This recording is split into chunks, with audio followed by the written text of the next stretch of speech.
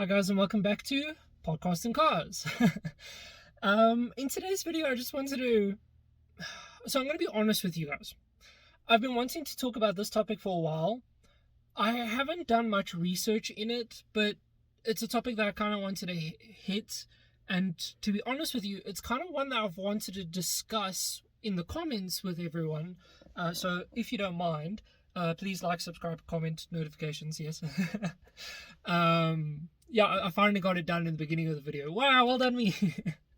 Anyway, so I wanted to talk about my opinions on the death of the Inline 6, which is basically in recent, I'm sure a lot of car guys have noticed this, the Inline 6 has kind of disappeared.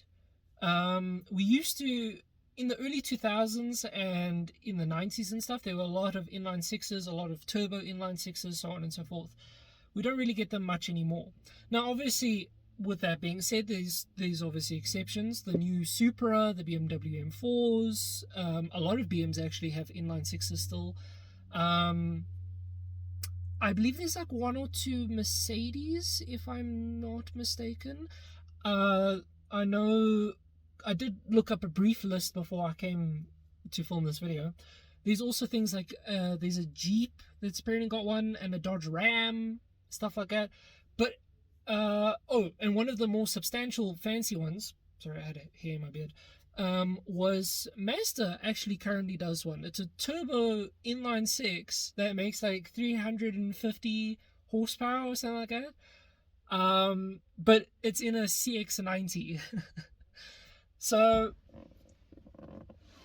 that's where I was kind of going to go with my point. The inline sixes, because when I did the research for this video, sorry, my ADHD brain is going wild again. Sorry, you guys should know by now. When I was doing the research for this video, sorry, it's a bit warm, so I'm gonna hopefully just do that, and there will not be too much noise. When I was doing the research for this video, there were a lot of articles saying, oh, how the inline six is back, be grateful because the inline sixes are coming back, they're making a comeback.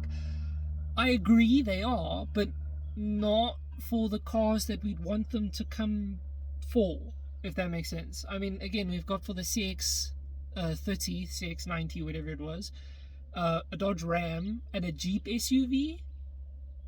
There's not many.